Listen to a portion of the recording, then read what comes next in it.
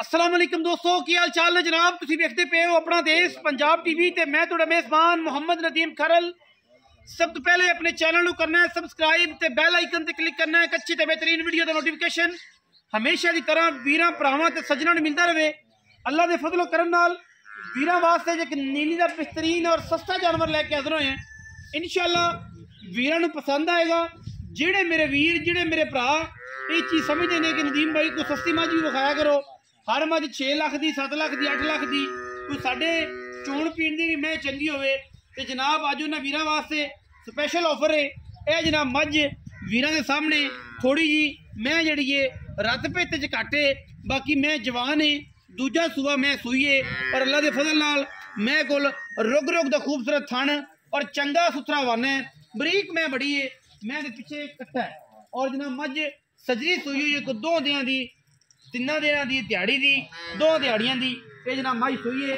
वीरां के सामने अल्लाह के फजल करम नाल बरीक सिंगी मैं नूं अखां कालियां पुੱਠੀ चंगी लम्मी नस्ली पूरी है, बरीक है, दरिया दी है और जनाब सारा कुछ वीरां दे सामने। अल्लाह के फजलो करम नाल साडी पूरी कोशिश ते काविश है कि नीली दे बेहतरीन और खूबसूरत तरीन जानवर अपना देश पंजाब टीवी ते वीरां वास्ते शौक करवाइए और ये बरीक मझां नीली दियां वीरां वास्ते लैके हाजिर होइए। मैं चेक कर लेनी है, पूरी बरीक है, पूरी वलैती है और माशाल्लाह पंडा लाई फिरदी। रेट अज की वीडियो इन्ना मुनासिब करना है कि इंशाल्लाह जमाना वेखेगा एक पासे और असी इंशाल्लाह ये दूसरी तीसरी काल के बाद विकनी है।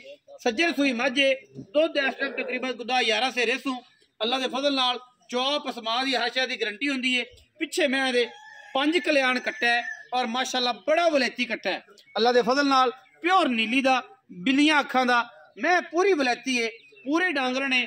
जेड़ा बंदा समझ गया घरे चोण पीण वाला इंशाल्लाह ये पहली बारी इन्ने मुनासिब रेट एडी काड़ दी सर्दी दे विच और जिथों जानवर बड़े नापैद ने, बड़ी मुश्किल सर्दी च मझां दा सूआ शार्ट हो गया है बिल्कुल कि इन्ना मुनासिब मुल वाला जानवर इंशाल्लाह अज बड़े कुछ सालों बाद अपना देश पंजाब टीवी च जिरत बने और इंशाल्लाह मैं दे बटन लगे हुए ने। पूरी वलैती मैं है माशाल्लाह और पूरी डांगर ने। अल्लाह के फजलो करम नाल सिंगी बरीक के कट्ठ में लाई फिरदी है। गिट गिट पशम सारी मैं दे उत्ते और मैं नला टोर के बखाओ जी, मैं टोर के बखाओ। पिछे मैं दे कट्टा है और मैं को बंदा ये ना आखे कि बुढ़ी है, जवान मैं लेकिन कपड़े मैं थोड़े जे घट ने।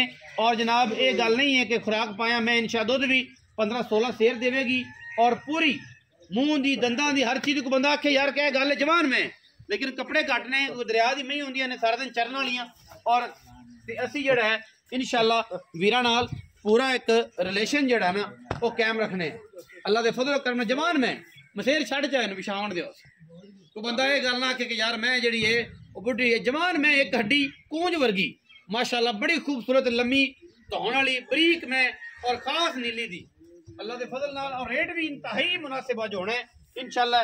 पंडा पुंडा नहीं पानिया आप इंतहाई मुनासिब मुल करना है और इंशाल्लाह ये आप ही आप सद लेने बेलड़ी साडा ये भी है बड़ा इनू सद लेने।